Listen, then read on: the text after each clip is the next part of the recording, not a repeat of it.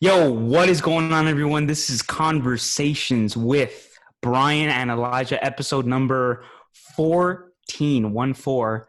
And today we're just going to kind of ramble a little bit, kind of see where it goes. Elijah, it's been a minute since we last talked over podcast. It's been what? Maybe a week A or a week and little a less than half a or week? something. Yeah, Yeah, we got all busy. You've been busy with yeah, yeah, with school, bro. Yep. So we're just gonna kind of catch up. I've been thinking a lot. Elijah's been thinking a lot just yeah, about different things. we're So literally we're going just gonna to kind of throw yeah, something out, and we're gonna see what happens. yeah, we're literally just gonna have a conversation as if we're not Yep. having a podcast about a topic and we're just talking as friends and we're just gonna record it and make it a podcast and see how that works. So Yep. I it's dig it. all about experimenting, right? Yeah. So this past week and a half, what's been one thing that's been bugging you, or one thing that is been on your mind? You're like, man, I've been thinking a lot about this. Yeah. I think about it this way, but I'm not sure yet. What's been on your mind? Well, I've been thinking about God a lot, and actually, that guy I was telling you that I was going to debate um, Friday. Well, he called me Yeah. today because our moderator was getting kind of mad. He was like, "Okay, I don't want to have this debate. I'm going to kill it because I don't like the way this question is formulating." We were going to debate, does truth exist? And anyways, we talked on the phone. I'm not even going to lie to you. I was frustrated talking to him today because he subscribes to that ideology of relativism, but his skepticism is so much that it's insane. I want to, I want to get your thoughts on this. So math, Yeah. right? Math is an abstract thing that is immaterial, that is independent of our human minds. That's my belief. In other words, let me simplify this. We do not invent math. We discover it. All right. Don't get caught up with the symbols and putting, a number in the written, symbols, but the mathematical principles that 2 plus 2 is always going to equal 4, right? 100% of the time, right? And he was saying, "Oh, no, no, no, no. We can't be 100% certain of that. There's a chance, a very small chance that maybe one day that's not true." No, it's not. No, it's always going to equal 4. That's always true. That is something that is objectively true, right? Because he was saying that there's personal truths, and he doesn't really believe in objective truth, no absolute truths. And I no, I do not believe that. I believe that math is a very clear example that objective truths do exist. I mean, it describes the universe with such precision, and it's something that I don't believe that we invented. We discovered it. 2 plus 2 was 4 before I learned it. It was true, right? Which then implies that it was true before anybody learned it. Therefore, we discovered it.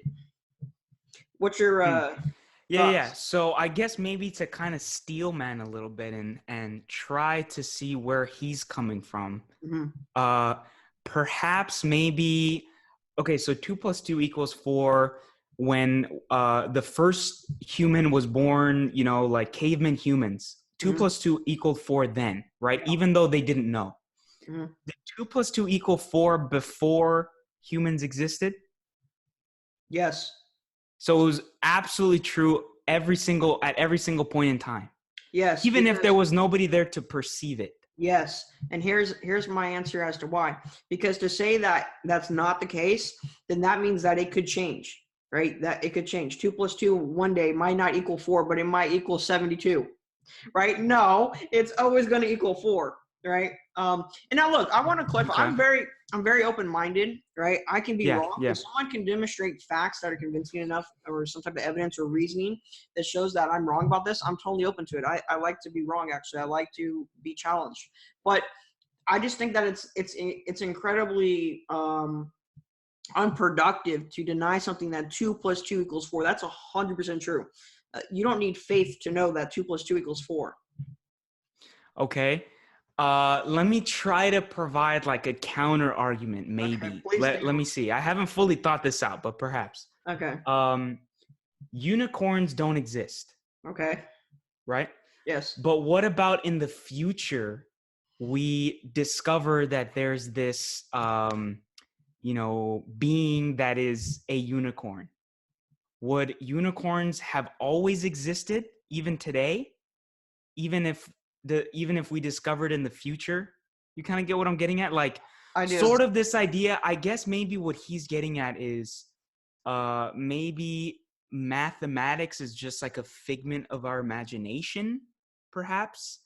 Because I mean, what if there's like some like, fourth, fifth dimension Yeah. where The only reason why I don't think that stands is because math describes the universe with such precision, right? If it was just something of our imagination, well, then okay, right?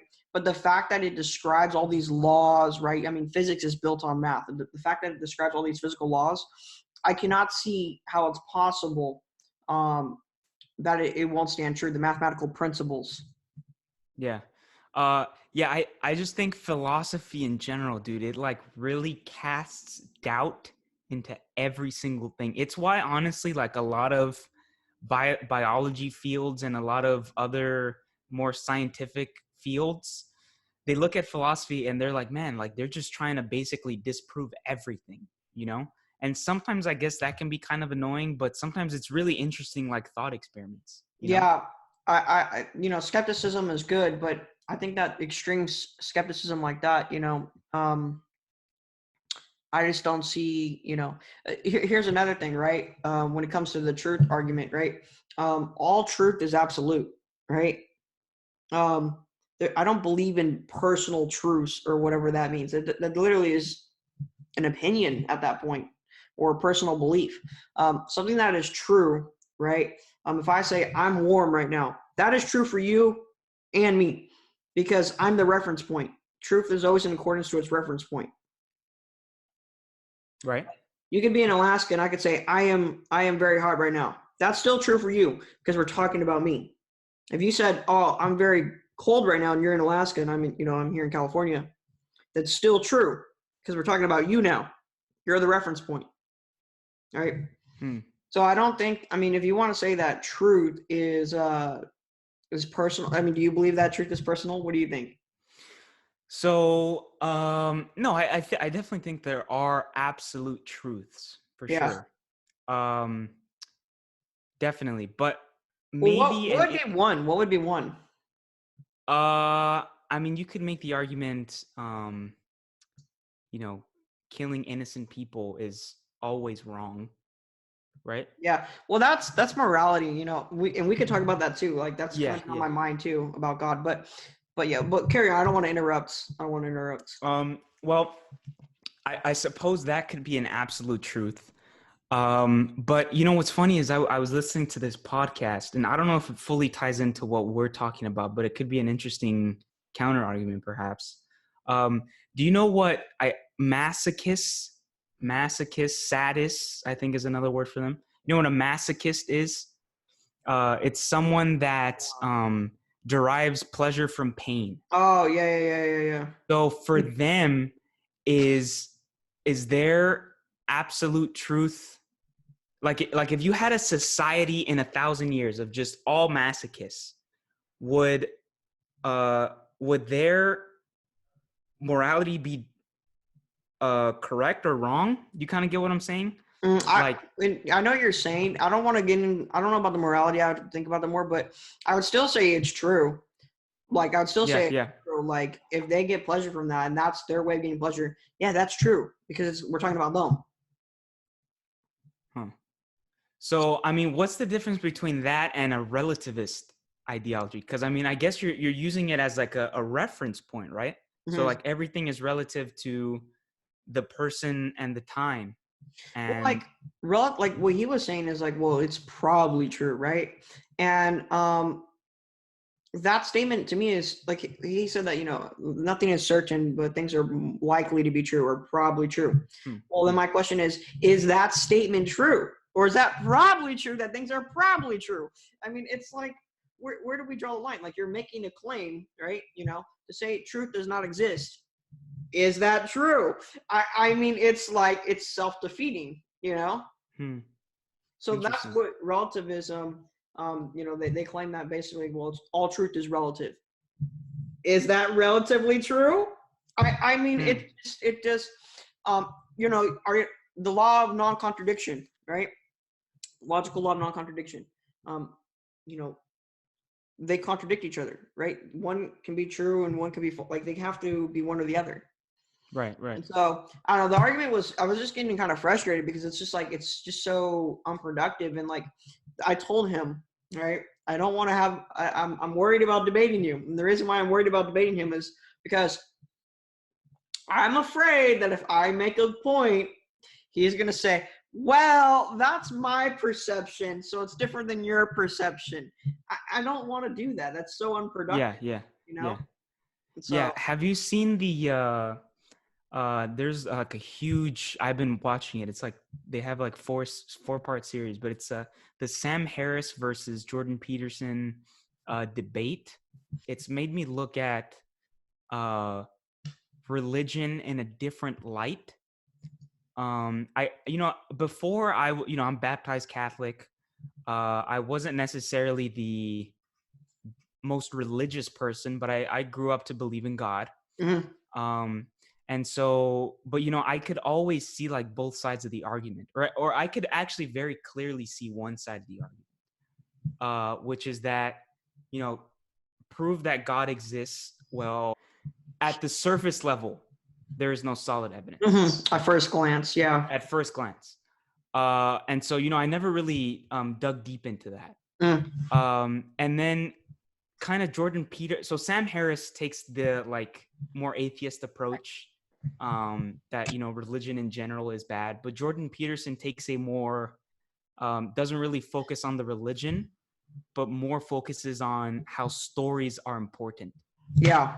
And takes a little bit more of the Occam's razor approach to like atheism. Yep. Are you familiar with Occam's razor? Simplest approach, simplest explanation is the most likely the true one.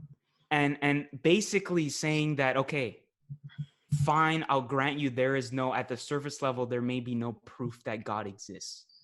But isn't there like societal benefit to like religion? And if everyone is afraid of going to hell, then they won't do bad things, right? Which is a societal benefit. So like, even if, you find out in the afterlife, hey, like God doesn't exist, like I was wrong this whole time, there is still like societal benefit to not doing bad things, basically. Yeah. It reminds me of an older argument. I forget who put this forth, but it's one of the arguments that people use to believe in God, which basically says that you have nothing to lose by believing in God. Right. You have everything to lose if you don't believe in God, though. Right. That's kind of what it sounds like to me.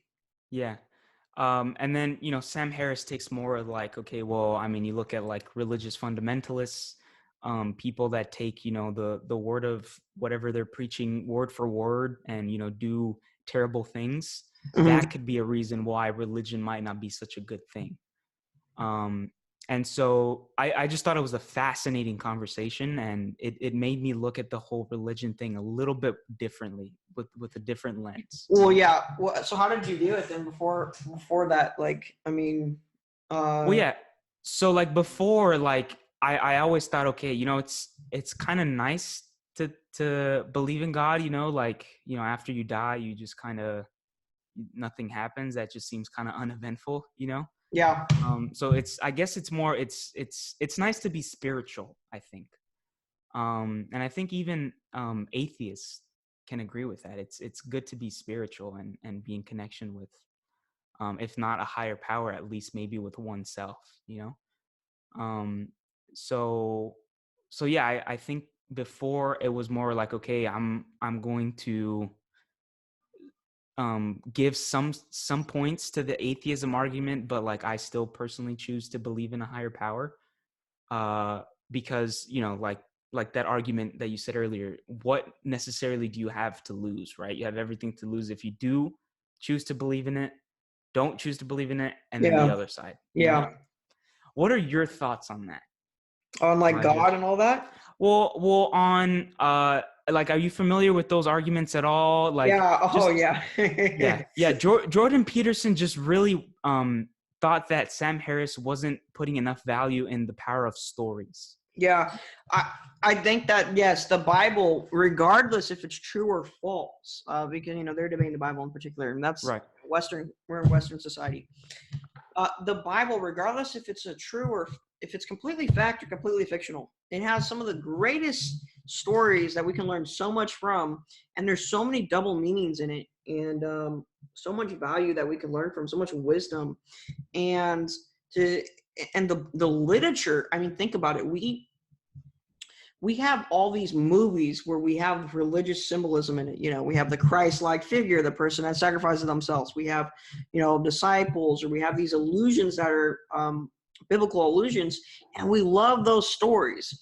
And it's weird. It's like we keep watching the same story over and over again, and we love them. And so it's like there's some type of connection to it. So we obviously know it's a great piece of literature. All the great books that we have today are inspired by the Bible in some type of way, I would argue.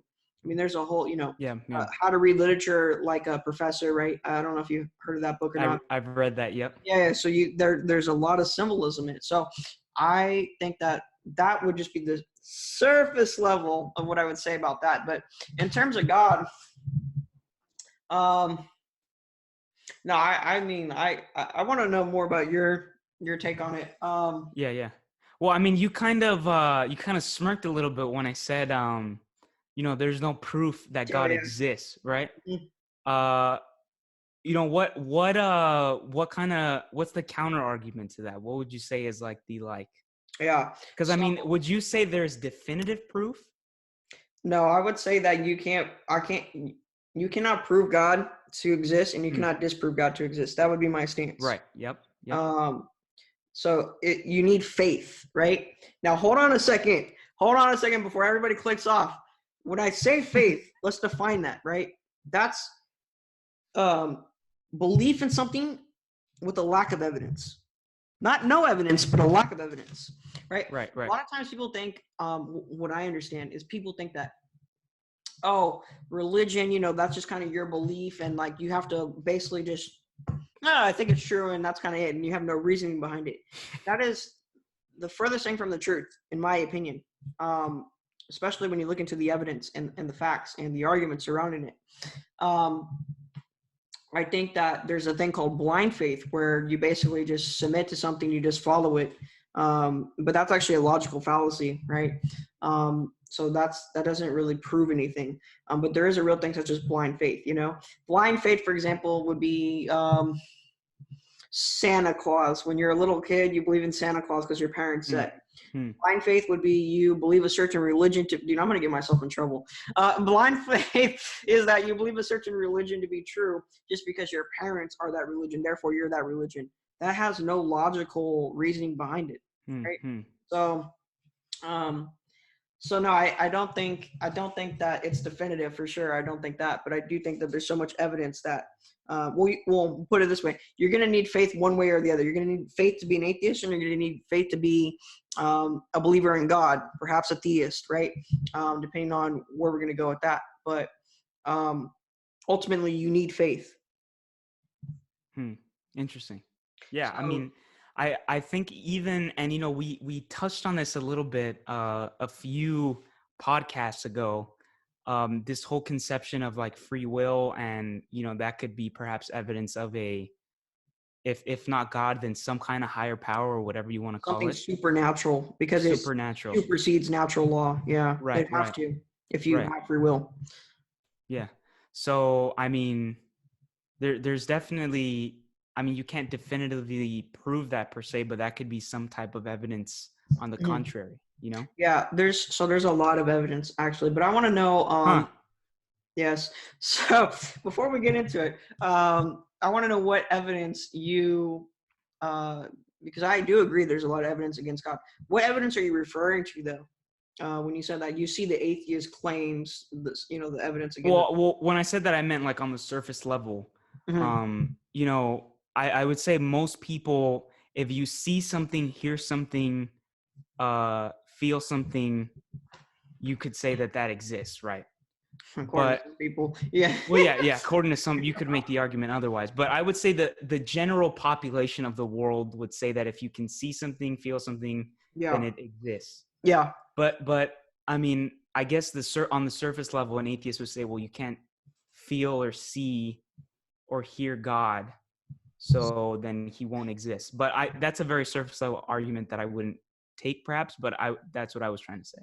Mm-hmm. Yeah, it's kind of this new culture of verificationist, right? Where Yeah. if we can't verify something, then it's not true. But then again, I would say that that's not the case, because, like, there are things that I would say are immaterial. Mathematics, for example, right? That is not physical. That's not a physical thing. Right. Logic, not a physical thing, but we know them to be true, and we can't break them. Some guy once told me, okay, I thought it was hilarious. He said, well, perhaps one day we will have a better form of logic. I told him, you're using logic to say that. Or he said that, well, one day, well, maybe we can disprove logic. Once again, you're using logic to disprove that. Like, you can't get out of it. It's self-evident. It's considered one of the first causes, right? Yeah, yeah. Why are you smiling? What's? Oh no, I was laughing at that statement. I was just wondering if you had a counter. I know my man Brian. No. Too smart, bro. I know he's gonna get something on me. I already know. But yeah. No, that's self-evident. Yeah. Yeah. Exactly. You're using logic to use I mean, just like, yeah, it's like a circle, Mm-hmm. like. So some of the big questions, right, is consciousness. Where does that come from? Another big question is, where does the universe come from? And so, these are things that we really don't know. And I think that they're immaterial, right? Immaterial in the sense is where it comes from. All right, so like, let's go with consciousness, right? So I was just listening to Elon Musk, right? He did an interview with Joe Rogan. Yep. And anyways, he was talking about the whole universe coming into existence. We have, carbon, helium, all these things coming in. But he said, where throughout that evolution of the universe do we become sentient, right? Where do we become conscious? And we don't know. Another mystery, which I find funny, is we don't know where DNA comes from. Where does that come from, right? We really don't know. Stephen Hawking said in his book, A Brief History, or no, not A Brief History, but A Brief Answer to the Big Questions. It's his last book he wrote, and I'm reading it right now. He says in the book, somehow DNA or molecules arrange themselves to form DNA. We don't know. So do you have Google? Go to Google real quick. Yep. Type in astrobiology. Okay, it's literally a field, I think, in NASA. Yeah, and they're trying to find DNA, because we know that DNA is so complex. They're saying that, well, it couldn't have just formed here. They're literally trying to find DNA somewhere out in the universe that came here and seeded the life here, because we know that DNA is too complex. Interesting. So whether you believe in evolution, right, macro, we come from apes, Goo to apes to us, or you believe in micro, which is just species are improving throughout time. We become taller, we become smarter, just within our own species, not species to different species. Regardless if you believe in either one, where does the DNA come from? We don't know. We literally don't know. Interesting. That's actually interesting. I never knew about that astrobiology field. Yeah, I got another thing for you to look up. I was trying to say this. I honestly let's panspermia. Panspermia, okay? PANSPERMIA.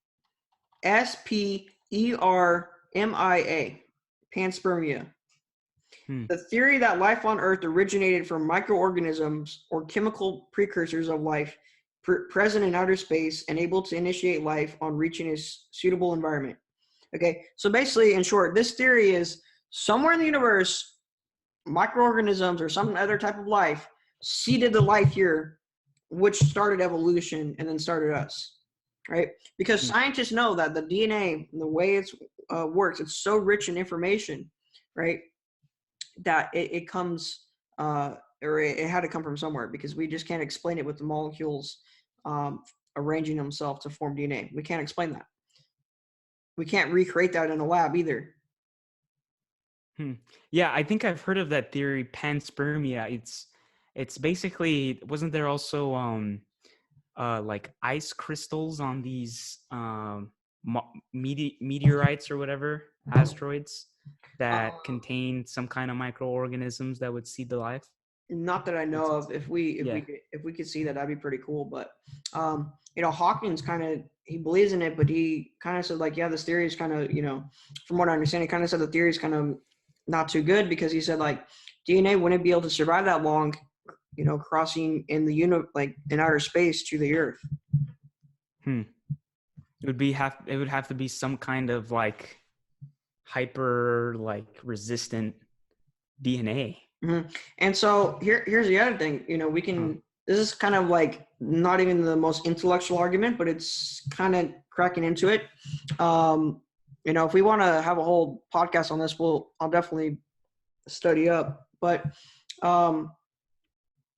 one of the ideas is that DNA is the signature of God, right? It comes from God himself.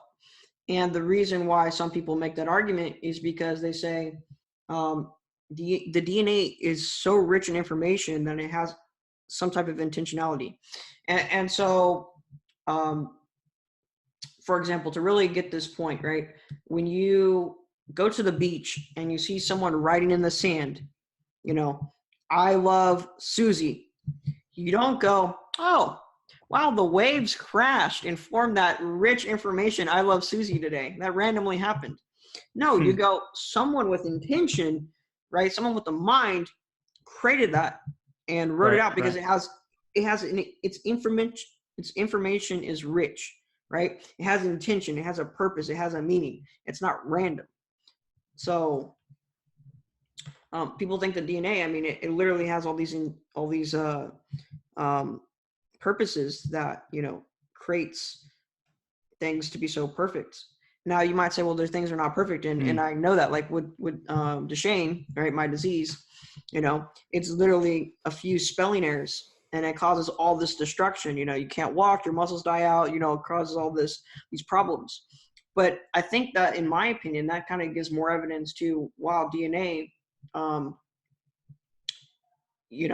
just how awesome it is, how specific it is, how purposeful it is. Because if one mistake happens, the whole thing, messes up. And then you might say, well, then why would a creator like God do that? But if you take the biblical account of it, it's because the fall, right? According to the Bible, it's the fall of man where we become sinful, to where diseases and other problems start to arise. It's not God's actual intention, but we separate ourselves from God. So we came out of his design.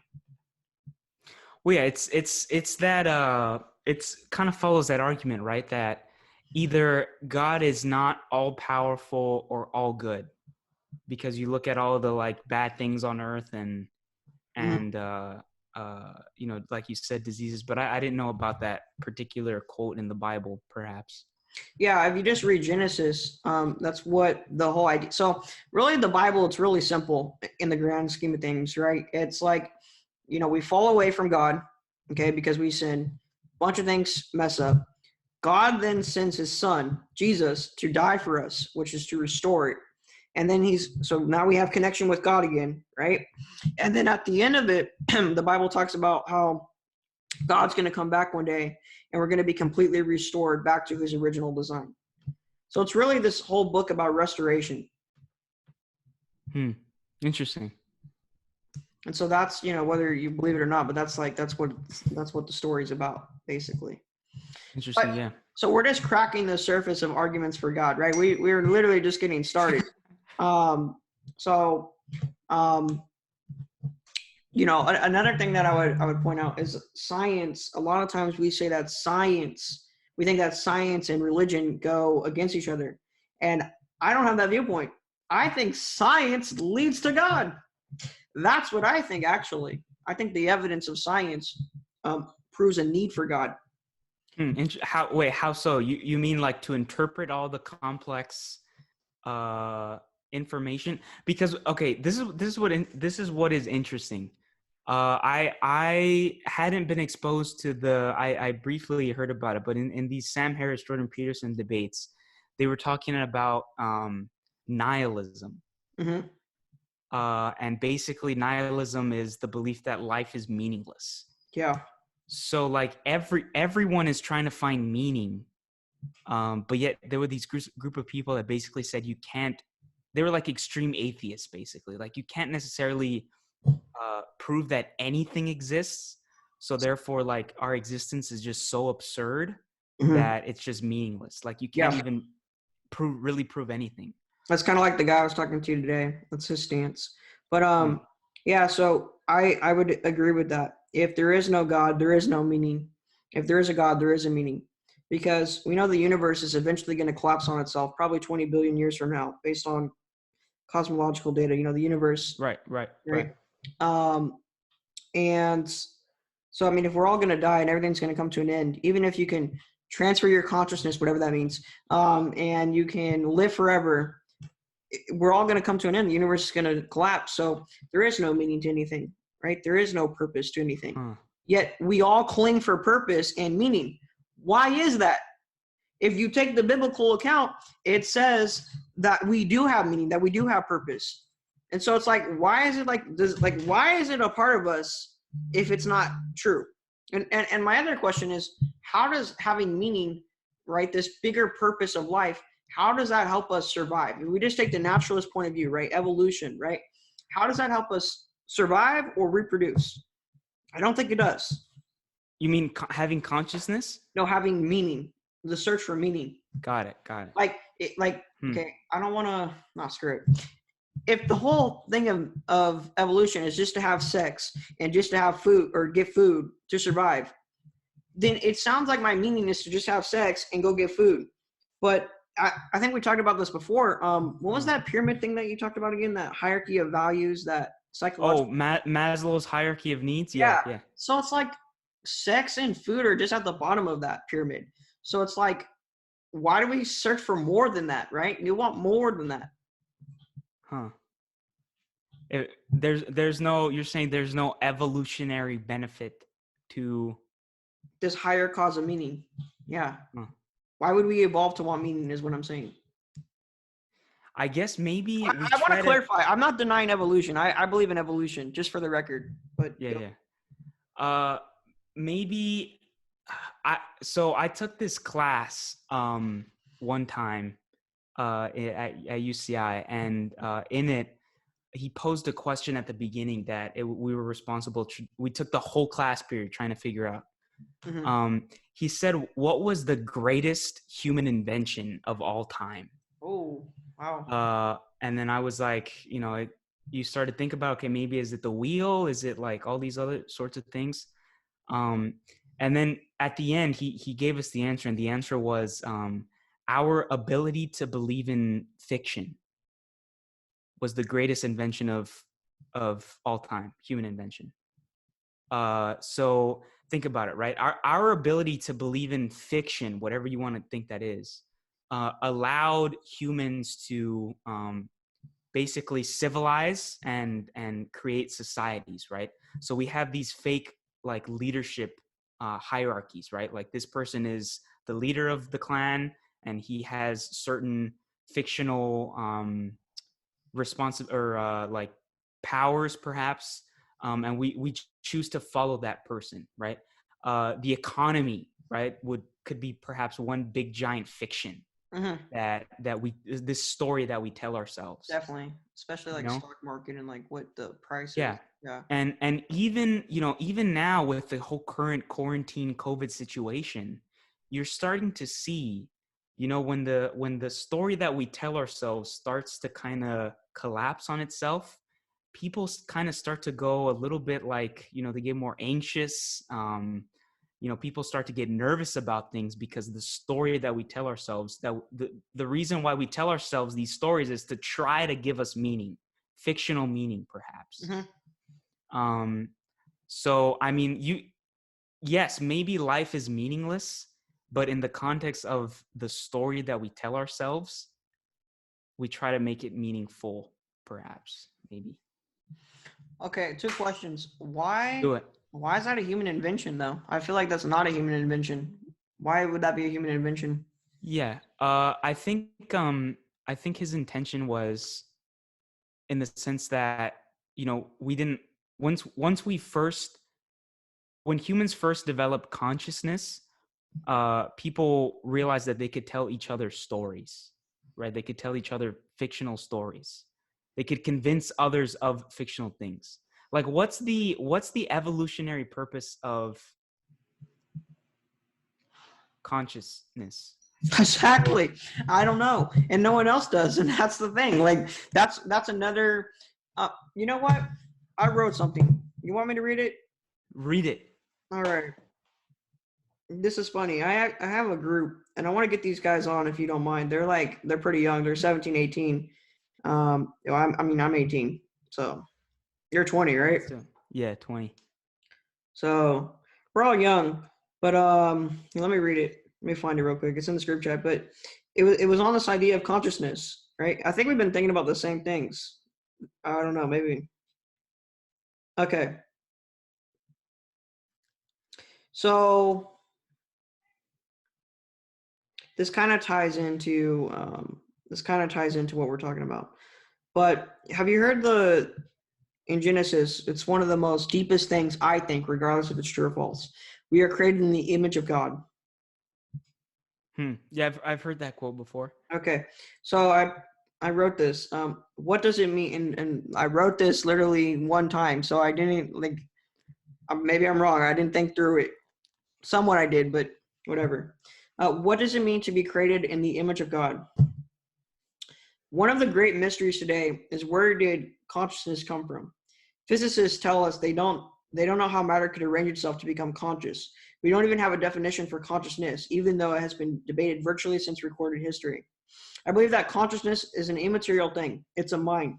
It's very important to keep this in mind.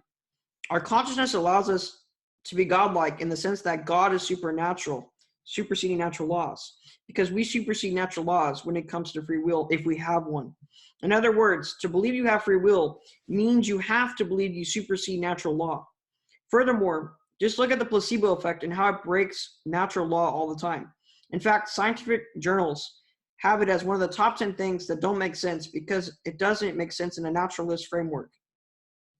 So in a sense, this freedom to choose things, be creative, and supersede natural law is godlike. Now, God was referred to as the Logos in Greek, which I believe you can simply define as mind. That is, God is a mind. In other words, we were created in the image of the Logos, the mind. Crucial point is, nearly everyone agrees that we are more conscious than animals are. The Bible doesn't say that we were created in the image of God, but it says we humans were. I conclude that the verse, we were created in the image of God, means that we were created to have a mind, the image part, just as God is the ultimate mind. Does that make sense? Yeah. That's interesting. So, I mean, just like on a more like surface level, you're not saying, well, the image of God, the mind part is what you're saying. Yeah. Interesting. Because I think that, that is what makes us so much different than other animals. It's that we are more conscious than them. I think everybody would agree that we are more conscious than an ant, than a bird, than a dog. Yeah, no, I would agree with that. And so it doesn't say in the Bible that the birds were created in God's image. God created the birds according to the Bible. But it says that we humans were created in the image of God. And once again, when we talk about that free will thing, in order to believe you have free will, you have to believe that you could supersede natural law, which God, by definition, is someone that can supersede natural law. So it's like, okay, I'm seeing all these correlations. So to me, it all comes back to the mind. So then the question is, like, why? Why what? Why can God supersede natural law? I don't want to sound arrogant, but to me, it's pretty simple. It's God is the maximum, most powerful being, right? He's immaterial. So if he's outside the physical realm, of course he could see supernatural law. If he's the one that created the laws, he could supersede it, right? Huh. Okay, then who gave him who created God in a sense Yes, then? this is my favorite argument. You know what I God mean? doesn't. God. Okay, so I have a very good response to this. First Do of it. all, are you familiar with Aristotle's unmovable mover? I think I've heard of it, but refresh my memory. It's basically like a first cause, something that doesn't need a cause. It's something that it's literally where you start from. I would say that God is the unmovable mover. God doesn't need a creator. And I want to add more logic to that. Why do I think the universe needs a creator? All right, that's right. Why does the universe need a Yeah, creator? yeah. Okay. The second law of thermodynamics states that matter cannot be created nor destroyed. Right. Yep. Matter can't So just then appear out of nowhere. Okay, and so since matter cannot just appear out of anywhere, according to the second law of thermodynamics, um, something immaterial had to create it, right? Something right. immaterial had to create it, right? So that makes me have a logical series of steps to think that, okay, there needs to be something outside of the physical realm that created this matter, this material. It had to be immaterial to create the material, right? Now, when it comes to God, I have no reason personally to believe that God needs a creator. He's not material. He's literally timeless. So why do I even need to believe that he needs a creator? Like what is the logic behind that? Like, I mean, I'm open-minded. So if you have a reason, let me know. Like why do you think God needs a creator necessarily? To me, matter needs a creator because it's something that's materialistic, and we know from the laws that we observe, it needs to have some type of it just can't spawn out anywhere. So it needs to have some type of creation. But God, being the most maximum powerful being, I just don't understand. I'm not seeing the logic in saying that, okay, he needs a creator. Hmm. I guess maybe what a counter argument or just so by immaterial you mean that they're not God is not created with matter effectively, right? Yeah, Could you God, elaborate that a little bit a yeah, little bit more? immaterial being he's not made up of matter. So then what would he be made up of?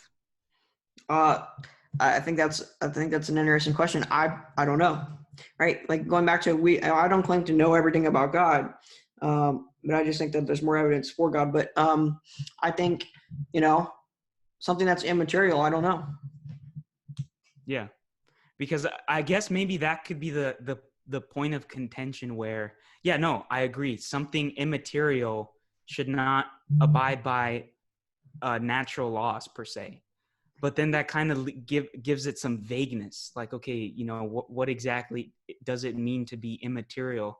And are they governed? Are immaterial objects governed by different laws that perhaps we don't like are not able to understand? Yeah, I mean, I think that's interesting, but I would say no because like God, like if you want to define it, God is the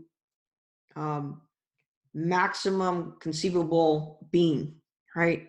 So the most powerful conceivable being. There's no one more powerful than God, and if there is, that's God, right? So does that make sense? Like God is Yeah. so in the Bible, right? It talks about God is the sustainer of all things, and which I think is really interesting. So and that's another argument for God too, the argument of intentionality, which is like, okay, why do the physical laws act the way they do? And what keeps them staying that way? You mean like gravity and all these Yeah. obvious Like truths? you can keep breaking it down, right? Keep breaking it down. Okay, an atom, then it becomes a particle, and then you just keep breaking it. But once you get to the smallest, like why is it still act that way? What keeps it in that order?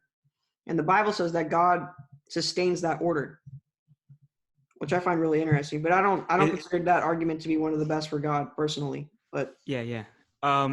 Is there any like scientific argument for why that's the case? well, no, I'm saying like when you break down the laws so much, it starts to become a philosophical question.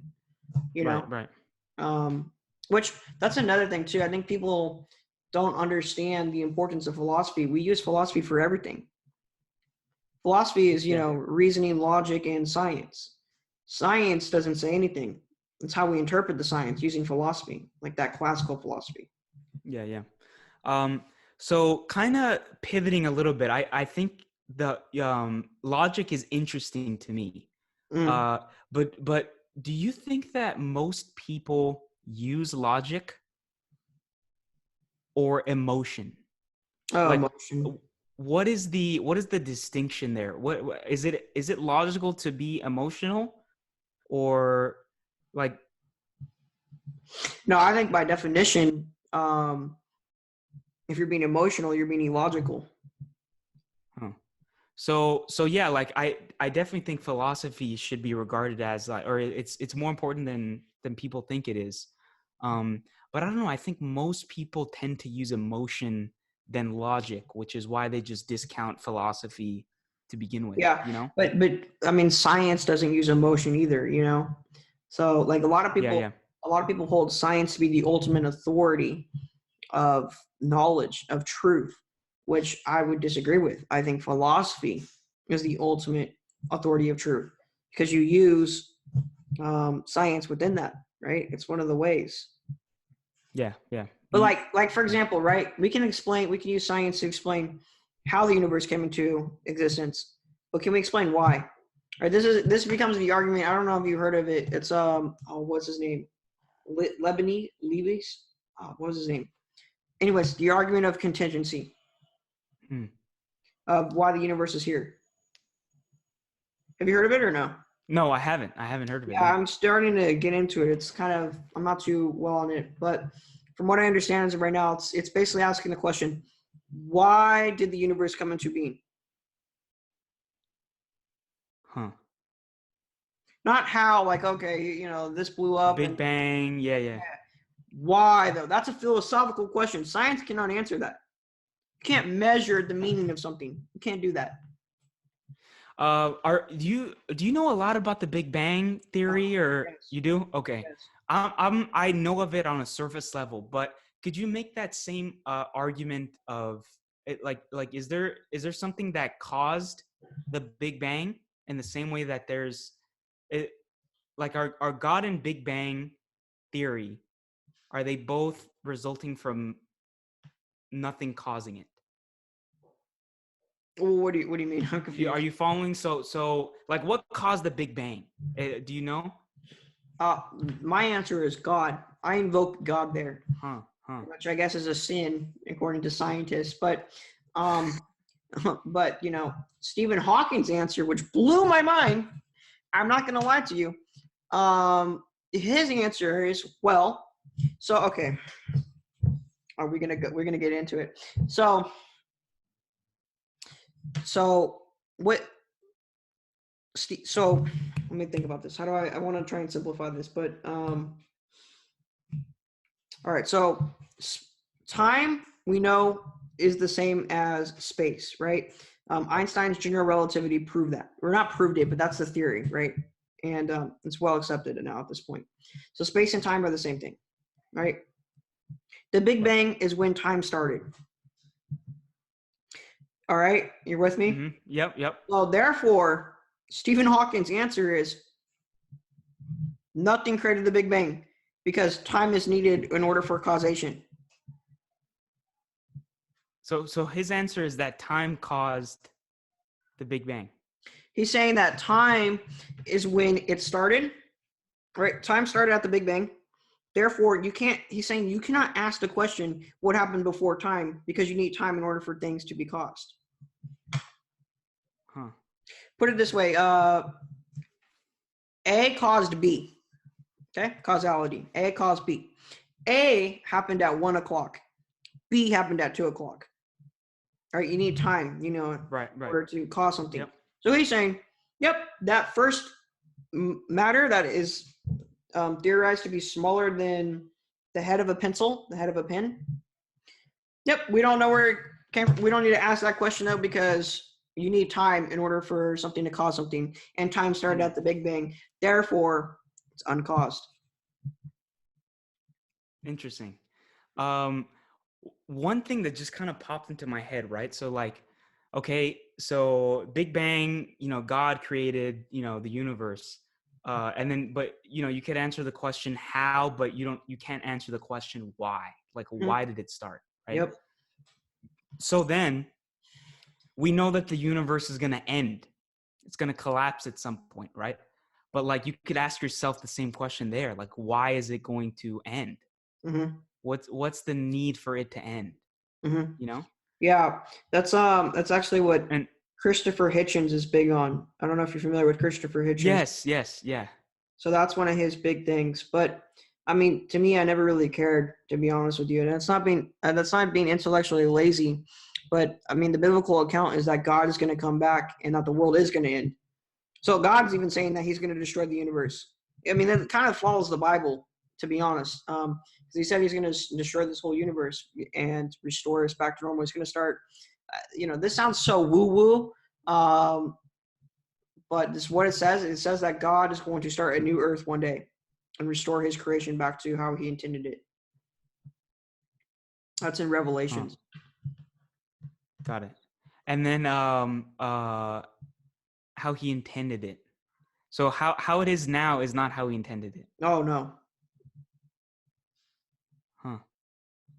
So then like what went wrong? Like Satan suffering, that's what wrong, original sin, all that? What went wrong is that we disobeyed God. And, so it's really interesting, right? So God is the perfect standard of good, according to the Bible, right?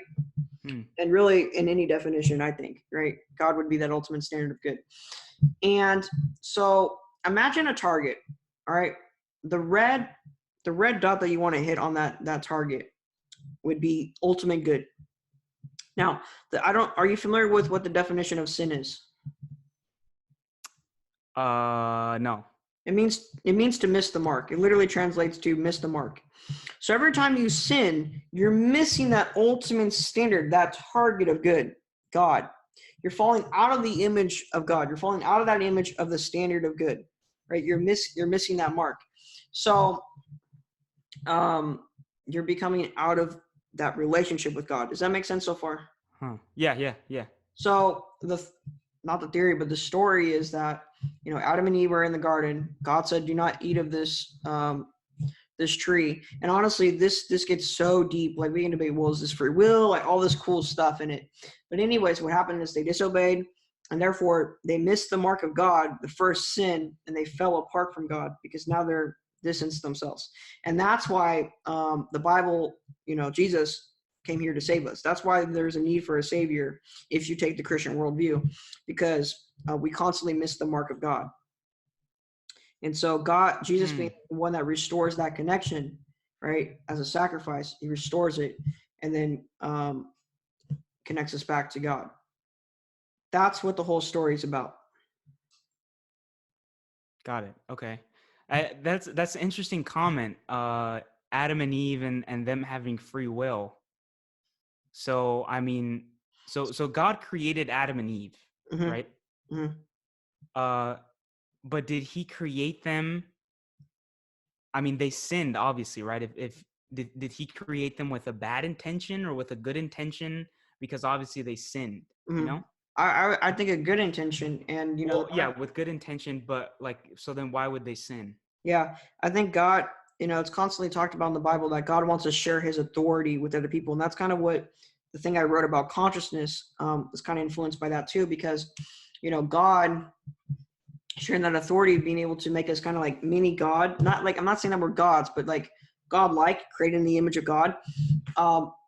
We would have that ability to choose to do wrong, but we'd also have the ability to freely follow God, right? It's kind of like the argument, if you don't have free will, can you love someone? Well, no. I mean, if you're determined to love someone, that's not love anymore. Love is a free choice, I think. Interesting. Like, how would you feel? Stuff. How would you feel if someone was your friend, but they were forced to be your friend? It kind of feels kind of crappy, doesn't it? Yeah. It's kind of like, yeah. Oh, they have to be friends with me, So, so I believe, God gave us the free will. But I mean, to be honest with you, dude, we're literally just scratching the arguments for evidence. For God right now. Oh, okay. So you're saying that God gave us free will, right? Yeah. But that's not. It wasn't our choice. What do you mean? No, I don't. Because so earlier, or maybe I'm getting this wrong. It's difficult to prove that we have free will. From a scientific naturalist point of view, yeah. Okay. So then are you just like kind of operating in different spheres then? You know, the more metaphysical God gave us free will versus the more naturalistic view? What do you mean? Are you saying am I picking and choosing? Like, what do you? Sort of. So God gave us free will. That you're saying that, yes, right? Yeah. But then, so how do you prove that we have free will?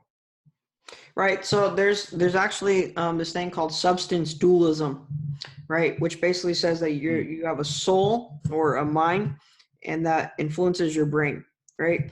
I think one of the, I need to do more research on this, so I don't want to make like an argument now.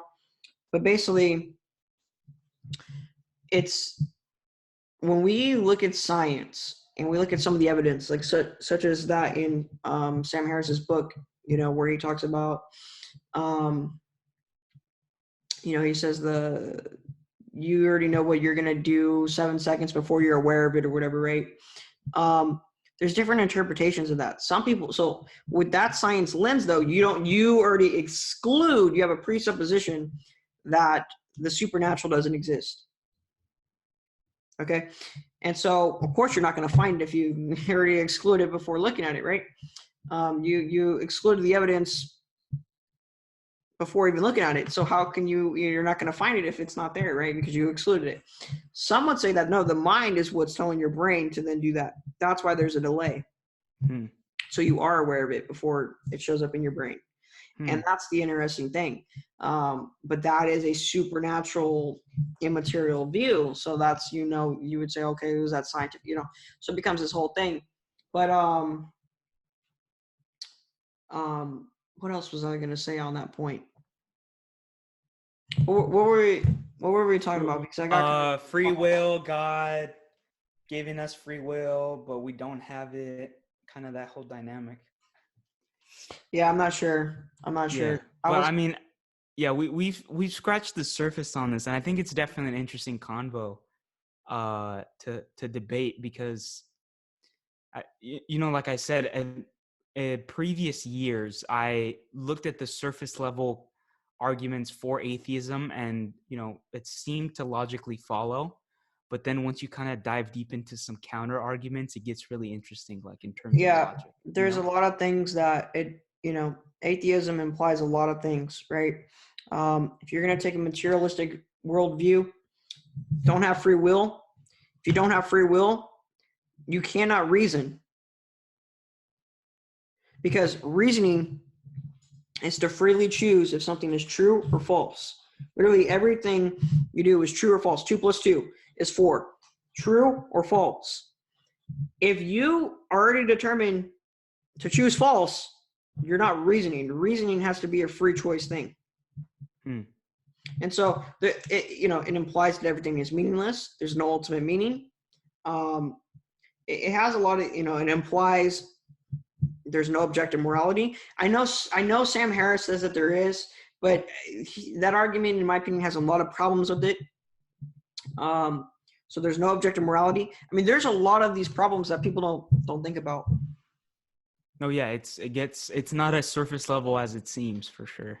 No, and when you look into the evidence of Jesus, that's why I personally believe the Bible is true, is because of the historical reliability surrounding Jesus and some of the facts surrounding it. I believe that, yeah, he was the Son of God. He did display supernatural ability, and there's evidence that I can't deny. I mean, just do this. Who was Jesus then? I really think you have two options. Was he a madman or was he the son of God? Because I don't know about you, but if some dude came around and said, "Hey, I'm the son of God," I'm going, "You're crazy." Unless he starts proving things to be supernatural, then I would have to agree that, yeah, you are the son of God. If you're starting to do things, walking on water, turning water into wine, resurrecting from the dead, I would go, okay, yeah, you're probably God. But so if you're going to make that big of a claim, you're going to have to back it up. And well, here's the thing. Why did the early church spread so fast after he died? Like, why did so many people become Christians afterwards? And one of the things that baffles me, right? I used to be an intern for the DA. I worked on the homicide unit, so I kind of understand how they do it in law. Some detectives, right? When you prove motive, right? You have to prove motive for like why someone would lie. There's 3 reasons mainly, right? It's for sexual relations, right? If I lie, I'm going to gain sexual relations or like romantic relations. I'm going to gain money, or I'm going to gain some type of power, maybe it be political or whatever. Okay, the people that said that the people that became Christians or followers of Christ after he died, and the people that said that, yeah, this is true, they literally lost money, lost power, and lost their lives, and yet still said it was true. So when I think about it that way, I'm like, okay, they had nothing to gain. They literally lost their life. They got tortured. And yet they still said it was true. And not just them, but a bunch of people did. And it started spreading like wildfire. So I go, okay, well then who was this guy then? This guy literally turned history into 2, right? Literally turned history into 2. I mean, think about it. 2,020 years ago, Jesus was here. He literally turned history into 2. BC AD. We have a whole world calendar centered around him. So I think when I think about Jesus, and that's the one thing that, I'm open. If atheism is true, I would love to know, because I would gladly become an atheist right now. But no one has ever been able to give me a good counter argument to who Jesus was. Who was the guy then? Who was he? I mean, I've actually thought a little bit about this too. And it's interesting, was he either a madman or was he either he was actually the son of God? I don't know. Either way, I think the guy was probably super charismatic. He was probably a super charismatic dude. And maybe a counter argument could be, well, maybe this guy was just so charismatic and so persuasive that he was able to convince swaths of people of these miracles that he was able to perform. So I mean, either way, brilliant marketer in a sense, right? Like he's definitely he was probably a super charismatic person. Totally agree. But what was interesting, I always get kind of confused. The whole idea of the Holy Trinity. So Jesus is God, but he's also the Son of God at the same time. Yeah. Right? It's very, very tricky. It's very complex. Yeah. I don't know. I have 2 things to say on that. So. Well, I mean, I'm not saying that it's, I'm not trying to disprove that exists, but I've always thought it was interesting because the Holy Spirit is also God, right? So I mean, what is that? It's called the it's transubstantiation, or is that something different? I'm not sure, but I know the Trinity. That's Okay, yeah. I mean, it's a complex thing. I've always been kind of confused by that. But so Jesus being a charismatic leader, right? I've heard this before too. There's other charismatic people, and we don't think that they're the Son of God. And the other thing too is, no matter, let's just say that all the miracles he just bamboozled everybody. Okay, he fooled everybody. It's not possible that he was dead and then fooled people that he was alive. That literally doesn't work. If you're dead, you can't fool anybody that you're alive. So when it comes, you know what I mean?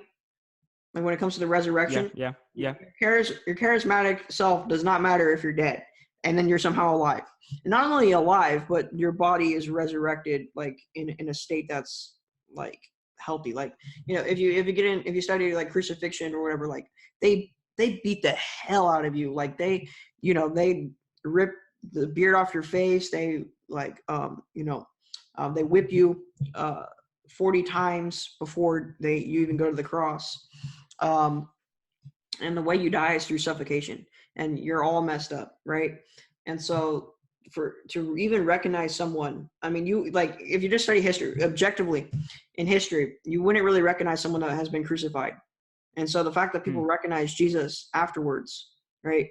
There's actually a 4-point argument for Jesus's resurrection, which I want you to look into. I want to do a podcast on it. It's the minimal facts argument done by Gary Habermas, where his professor, in order to get his doctorate, I believe, his professor said, "Hey, I want you to give an argument on it, but you can't use the Bible." And so he was like, "Okay, that's super hard." So he used all this outside information, all this outside facts, minimal facts, and he is still able to logically conclude that Jesus resurrected from the dead just from those facts.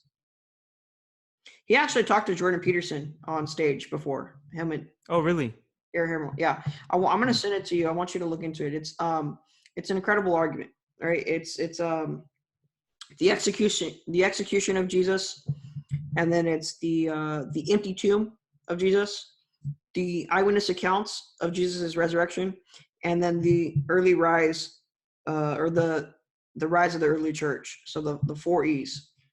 And that's how the argument goes. And it's really interesting. You first got to prove he died, then you got to prove that the tomb was empty.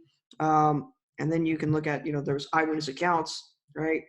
And then, this is the one that not hard. It's the church rose so fast. I mean, it spread so fast that we know that because people are Christian today. And we could see it just through histories. And so, especially in an empire like Rome, which started to become really Christian. So it's really interesting. Now, just to add a little bit more to that too, right? Something else that I can't get over is women were classified as secondary citizens back in the days of Jesus. They were not credible. They couldn't testify in court. Okay. The first 2 people, you could look at this now, right, in the Bible. The first 2 people to see the tomb being empty were 2 women. Now, if you're trying to lie and make up a story, you would not lie like that. You would not do something that's embarrassing. And that was really embarrassing. Yet they said it was true, which makes me believe it's true, because I wouldn't make my case weaker saying, "Oh, uncredible people are the first to see the image of my religion, the image of my cause," right? You want credible people to see it first. But the fact that they didn't, right? They had uncredible people see it first. To me, tells me that they're telling the truth. Interesting. So yeah, go ahead. I want to get on the Trinity too, because I got something to say about that. But go ahead. Yeah. Well, I suppose then maybe the whole argument rests on this kind of, you just kind of have to believe the people that were there, effectively, right? And well, the whole argument for God or the resurrection. I would say just the resurrection. Okay. Yeah. Yep. Right. Yep. You would have to believe. You'd have to effectively. It's just kind of like a he said, she said type thing. No. And you can make evidence either way. I would say no. Because the early rise of the church and other things that change in history because of it. Early rise in the church, meaning so many people converted to Christianity after his resurrection. Mm-hmm. Wait. What do you mean by that? Like, that's proof that he resurrected? Yeah, because funny, you're a marketer type of guy. So like Seth Godin's book, Purple Cow, right? He talks about ideas that spread or ones that are remarkable, things that are so unique or whatever, right? And they spread really fast, right? When he died and then resurrected, I mean, he had somewhat of a following, but it exploded really fast after he's resurrected. We could trace that back in history. So like, why did that happen? You can make the argument, perhaps the power of story, right? So like, just all these people were convinced of this story that was so majestic in a sense that they were willing to throw their belief behind it, right? They just have to have faith at some point, going back to what you were saying earlier, Well, have faith on what? on the idea that it's true. So you're saying like Right, they didn't personally witness it, and that's why the early church rose, because they just had faith that it was true. Yeah. So I mean, you could like, obviously not everyone. How many people witnessed it? You said 2 people. No. Okay. There were the first 2 people to the empty tomb. The first 2 people. Got it. Yeah. So this is something that psychologists talk about, which I think is really interesting. Jesus appeared. I don't want to say the specific number, but I know this one for sure. Jesus appeared to 500 people simultaneously being resurrected. That's a lot of people. Now, you might say, well, so some people, they try to get out of that, and they say, well, they were hallucinating. Psychology, like, no, seriously, that's a serious academic argument. Psychologists say that for 500 people to hallucinate at once would be a bigger miracle than for a man to resurrect from the dead. I mean, 500 people seeing the same thing at once, that's not real. That is a serious hallucination. Huh. And the crazy thing about that is that piece of text was written 2 years after it happened, like physically wrote down. And so I don't know if you know how that works in ancient times, but like a lot of the stuff we know about Rome, right? What's up with this light? But everything we know about Rome, that was written down in history 600 years after it happened, thousands of years after it happened. Like there's a lot of things. Well, maybe not everything about Rome. I want to take that back because that's not necessarily true. But a lot of things in history are written after they happen. A long time though, not 2 years. 2 years is like, wow, okay, that's And the other thing too is when that was written down, could have been disproven because there's eyewitnesses still there. The eyewitnesses could have said, wait, that's not true. The Christians are lying. They're lying. He didn't resurrect. People didn't see him. That's a lie. No one said that. Why didn't no one say that in history? Why didn't no one say that? Yeah, that's interesting. I mean, I haven't done too much research on the history of kind of Jesus and his time on Earth. But it's definitely an interesting convo that, just take aside all the religious stuff. Jesus as a person, fascinating. Yeah, I don't think anybody can deny that. Like, regardless of he's the son of God or not, like the stuff he said and the concepts he came up with and the whole story surrounding him, it is fascinating. Yeah, definitely. You said you had comments about the Holy Trinity? Yes. So the Trinity, right? So I think a good way to explain it, right? Because, I don't know. I really don't know. It's hard. I mean, it's... Yeah. But I think that's what's so interesting about God. It's like we don't really understand God completely, and I think that's like what makes him God. But anyways, the way I like to think about the Trinity, right? It's kind of like in chemistry, right? H2O, right? It can have 3 physical states. It could be water. It could be a solid ice cube. What's up? No. Yeah. That makes sense to me. Yeah, it could be a solid. It could be a liquid. It could be a gas. Yeah. But it's still H2O, whatever state it's in.